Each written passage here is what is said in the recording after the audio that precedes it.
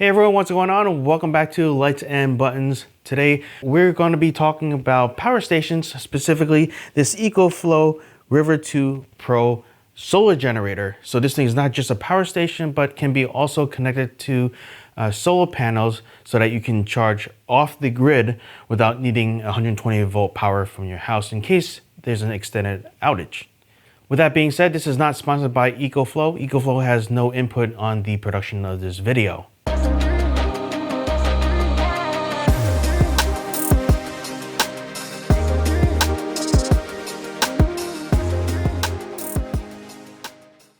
Before I start recommending you to buy this product, let's talk about what the requirements are for me when I was shopping for something like this. First off, I want to charge 2 cell phones, 2 laptops, and also a pair of NPF Z100 Sony batteries for my Sony camera.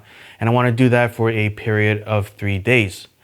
Now, this unit does have a little bit more power than if you were to add up those watt hours for those devices, which I'll put on the screen. And that's to also allow for a couple of things. First, this unit itself will require power to provide power. And then another thing is that I want to keep the battery topped off at 80% and not charge it to 100% all the time to extend the battery life. And with that being said, I calculated the watt hours and we're coming around to like the 740, 750 watt hours. That's the minimum that I require, and this meets that criteria. In terms of the wattage, I'm not looking to power anything big like a refrigerator or a room heater or an air conditioner. This thing's only for small devices, as I said, laptops, cameras, and phones, and those all relatively uses lower wattages, and so something like 300 watts would suffice. But this thing goes up to 800 watts natively, and with XBoost, which I'm not planning to use, can stretch that up to 1600 watts with some caveats. Another thing that I wanted this to have was the ability to charge via sunlight. So again, with the solar panels that came with this product, I don't have it with me. It's pretty sizable. It's actually 6 feet in width, and I have it in a different room, but that can be connected to the unit here in the back, and that's where the power plugs are, right? You have your 120 volt input that you can plug into your outlet in your house, or you can charge this with solar panels, and this uses this connection over here. But I believe those are standard connections that third-party manufacturers can also utilize. So I think you can use off-brand solar panels versus something like a Jackery where it uses its own proprietary cables and you have to do some special wiring to get that going. But anyway, another requirement is having the ability to charge with the sun, just in case if, let's say, a hurricane hits and I'm without power for a few days or so and I do need to charge this back up. I have the ability to charge this up without needing household power. In terms of the ports, I was looking for at least 3 USB-A ports, which this does have. Some units will come with less than that. They might have 2 USB-A ports and 2 USB-C ports. I do prefer USB-A in my case because a lot of my cables uses that, but depending on your use case, you might be able to use the USB-C ports more, so that's for you to decide. Before we continue, I do want to take a pause here and talk more about the USB ports that's currently set up over here.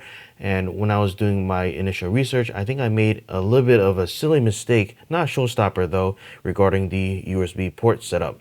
So I mentioned before that I wanted 3 USB-A's and 1 USB-C. This USB-C being the 100 watt USB-C port. And I think that's sufficient for a single laptop charge. Now, if you want to charge more than 1 laptop, you can alternate. And I was kind of playing through that scenario in my head, right? So if I'm on a conference call and my wife is also on a conference call, well, we can be in different rooms and we're just charging 1 laptop at a time. It's more efficient to charge with the USB-C port because you don't need to do the power conversion from DC to AC and then back from AC to DC when you're doing this through the 120 volt plugs here. So it's more efficient to use this for charging laptops. But if you want to charge 2 laptops at once, one scenario that I did not account for is at night, right? If we're sleeping and we want to charge the laptops overnight, we can't use the other ones over here. We can use the USB-C and then we'll be forced to use one of these 120 volt plugs. Other units will have 2 USB-C 100 watt ports, but I'm not quite sure if they're shared 100 watts where you can do, let's say, 50-50 each, or if they're full 100 watts per USB-C port. You're gonna have to look at those specs and look into the user manual for more information. But if I had to do this over again, I think having two USB-C 100 watt ports that are separate would be more useful than this particular setup, because at least you have that capacity to charge your laptop from there without needing to use one of these plugs over here. So not the end of the world, but it was something that I did not account for. For the 120 volt plugs, I would need at a very bare minimum two, just to power up two work laptops, but additional plugs are welcome. So these are also nicely spaced apart, unlike some other units where they might have four 120 volt outlets crammed into a corner. This allows you for more space between each wire, which is pretty nice. And speaking of features, these physical features, I think, at least in my opinion, are the ones that really define the various products from manufacturer to manufacturer. Right? How this is physically designed, I think, is a big difference, because all of them will have the 120 volts, right? All of them will have the USB ports. All of them will have a screen that will tell you how much power is being used, how much power is left. But, they will, of course, have different capacities, for example, the wattage and all that. But I think the physical features outside of that kind of helps define and what makes each of the products unique. So, for example, this unit allows you to stack things on top of it. So if you have another unit, you can put it on top. Some units will have a fixed handle in the center, and that, in my opinion, makes it a little bit easier to use, because this with the handle in the back kind of, it feels off balance, right? All the weight's on the front, and I'm lifting this up with the handle here in the back, but it does allow for the top to be clear. Now, some of the other units will have the handles that are movable, right? You can fold it down and then stack something on top. I think that's probably the best way of designing things, to have that foldable center handle. But nothing's perfect. Let's see, other things.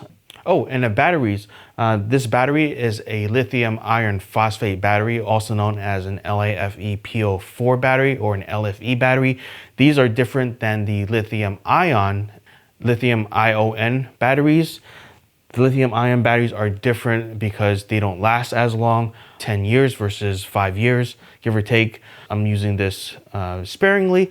It's not often that I get power outages, so I'll use this once in a while. And I want to have this last longer for the times that I truly need a backup power source.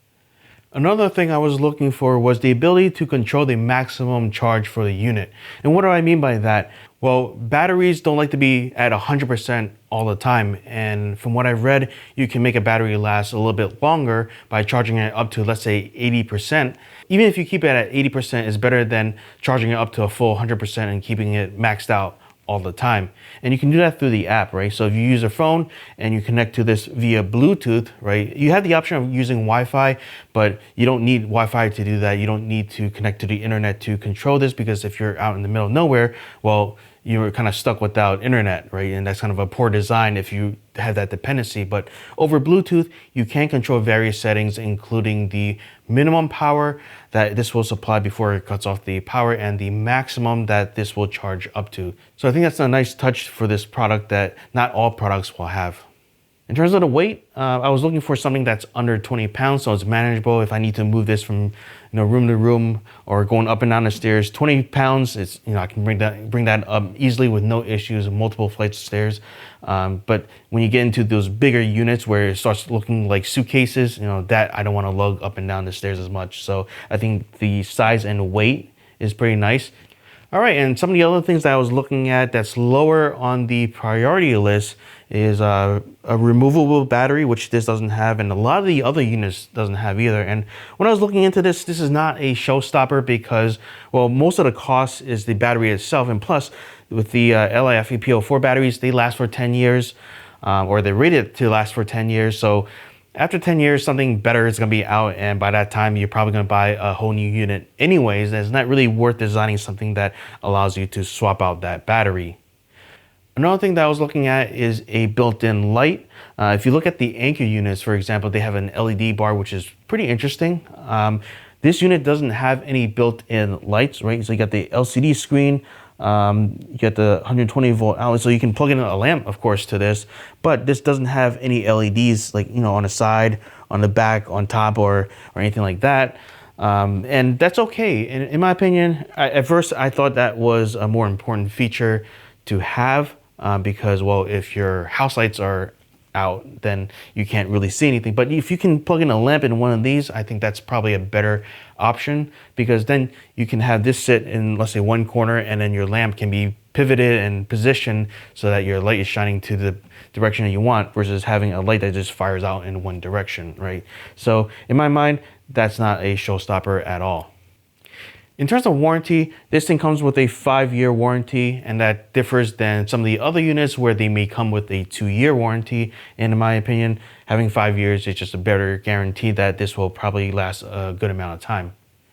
And then finally, let's talk about pricing. With this particular unit, with the EcoFlow River 2 Pro, along with the bifacial 220 watt solar panels, this comes out to around the 900 to 1,000 range. But of course, the price can significantly vary, because you can buy a smaller unit, you can buy different solar panels. So that combination will depend on what you need and what your price requirements are. It'll be a lot cheaper if you don't buy it with the solar panel. Although you can buy this separately. If you buy the power station with the solar panels, it is a little bit cheaper in the long run, but that's up to you. That's all I got for today. In the future, I'll be making more EcoFlow River 2 Pro videos along with the solar panels, just to talk about my experience and also answering my own questions that I originally had with the unit, either through research or just by the experience of using the product. Thanks for watching.